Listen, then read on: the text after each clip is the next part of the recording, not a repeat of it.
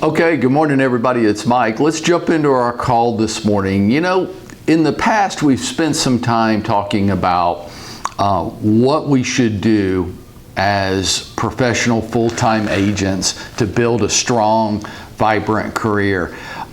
Today I want to get a little bit more specific with you. I want to give you an example of a day in the life of a highly productive agent.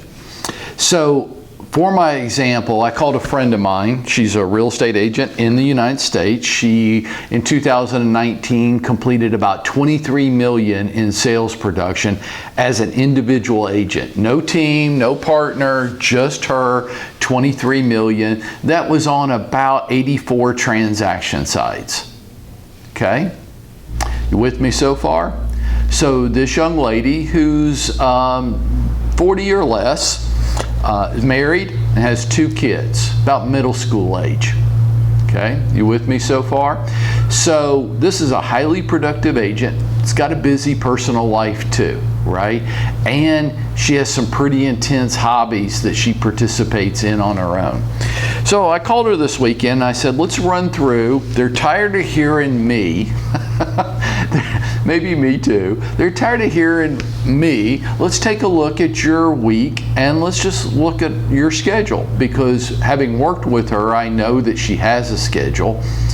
Why? Because there's no way in the world she's going to be a mother to her kids, a wife to her husband, a daughter to her parents, and a busy professional, and have time for some fairly intense hobbies and interests. Her time is well accounted for, so it's planned out on her part. So we ran through it, and I'm going to share that with you each morning this week. And today I'm just going to start with what her Monday looks like. The reason I'm going to do this is because I don't want you to try to duplicate her life. This is unique to her, but I want you to see, because I know you have a lot of things that you want in your life too. I know that you care about the people in your life, your family and your friends, and you want to have time for them. And that's awesome. And I know that you want to have personal interests and hobbies to keep yourself fulfilled and interested. I know you do. And I know you want a vibrant career too. And I know how hard it is to get all that in every day. So let's take a look at this agent and see how she does it. She starts her Monday with a 5 a.m. wake-up call. Now, to her point, that's not what time the alarm goes off. That's what time her feet hit the floor, by 5 a.m. Why? Because she's got a lot of stuff she wants to get done today. And sleeping in till 7 or 7:30 is 2.5 hours of time she could have spent with her family, her friends, on her business. There's a lot of things that she wants to do. So feet hit the floor by 5 a.m. Between 5 a.m. and 7:30, here's what she's got to get accomplished. She's up. She has an exercise program that she completes every morning. Breakfast, get dressed, get her kids dressed, out the door to go to work. Why doesn't, I just asked her this question this weekend, why don't you just work from home? She goes, I would. If I thought I could pull it off, I would, but I've tried that in the past and I didn't get the results I was looking for. So I find when I get up and I get dressed, it's like putting my uniform on, my business attire. The way she says, it's kind of like Wonder Woman stepping into her clothes, or Wonder Woman outfit. That's my superpowers. I'm like, okay, it puts me in the mindset. Getting into my real estate office puts me in the mindset. I'm working now. So she's out the door by 7:30 after getting up, getting dressed, exercising, breakfast, get the kids up and dressed, and she's out the door. 8 o'clock, she emulates kind of what we do here. She has an 8 o'clock practice session with a practice buddy, where she role plays appointments. If she has a listing appointment today, she might work on her listing appointment talking points. If she's got some buyer calls that whatever she feels like she's not really sharp on, she practices what she's not sharp at, or her weak areas. Why? Mike, I don't need to practice my stuff I'm good at. I need to practice the stuff I'm not good at. That's about 8 to 8:30, 8:30 to 9, catch up on administrative stuff, return some emails, a phone call. She's got 30 minutes to get that done. 9 o'clock, phone prospecting. I said, well, what kind of phone prospecting? And she goes, well, it looks different every day. So we'll kind of talk about it every day this week. But she says she likes to hit FSBOs on Monday. I said, so is that your thing? Is that your target audience? Is that where your business comes from? She goes, no. But Mike, you've said this a dozen times. If people put a damn sign in their yard saying they want to sell, and I'm a professional agent, maybe I should talk to them. I'm like, that's right. That's right. So her form of prospecting, and we'll talk about all the different kinds of phone prospecting, but 45 minutes starting at 9 o'clock on the phones. Then a 15-minute break. That might be an email that needs to get returned. That might be a phone call that has to get returned. That might be a quick walk around her building just to get up and get moving, to break the monotony of it. 10 o'clock, right back on the phones. Another 45-minute session, right? Till 10:45, and then another break, right? For 15 minutes. Now we're up to 11 o'clock. And we're just going to take, well, no, let's see. I can get through the whole day today. 11 o'clock, video. She's committed to 2 videos a day. So she goes at 11 o'clock, I work on my videos, I work on my social media, and I work on any digital ads that I want run for that week. And that's 11 to noon. Noon takes a 60-minute lunch break. And she also gets personal errands done during that time, maybe catch up with her kids or her husband.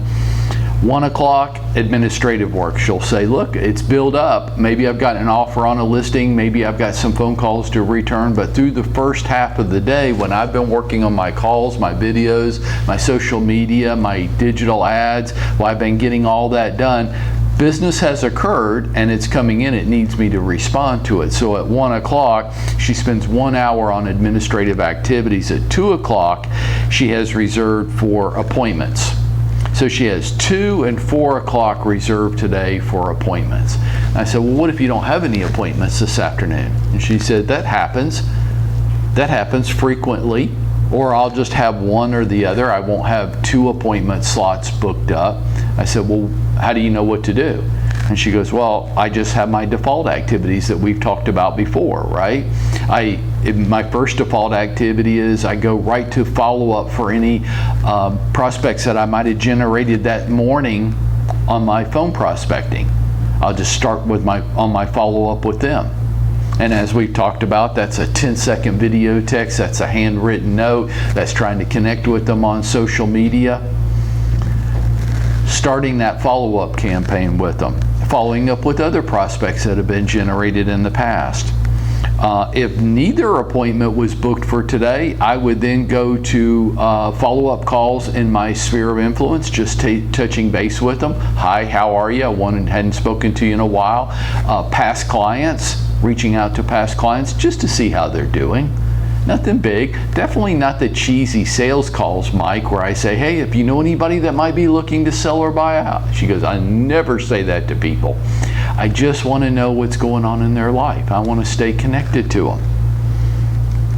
5 o'clock, right back for an end of day, 30, 45-minute administration task just to close the day up. She goes, and I want to be home by 6 because I've missed a lot. And this is a key point that she said to me this weekend. It really stopped me and made me think. She goes, Mike, notice I didn't make breakfast for my pancakes for my kids this morning. I didn't do that. And I've spent the whole day working.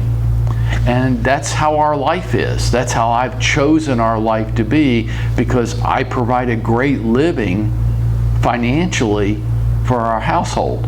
She goes, but I'm still a mom, and it's really important to me.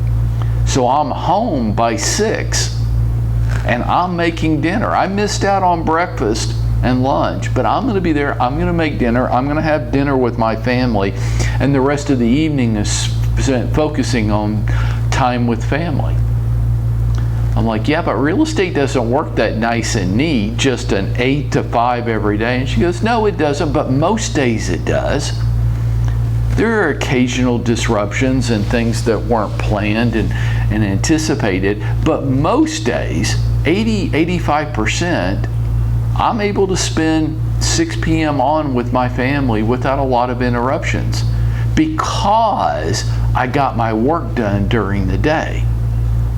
And we ended the call Saturday afternoon. She goes, you know, Mike, I mean, honestly, if I hadn't been focused and determined throughout the day and had gotten my work done during what I call business hours, yeah, then I would be one of these people with a phone in my ear talking to customers while I was trying to make dinner, and my kids would feel second place.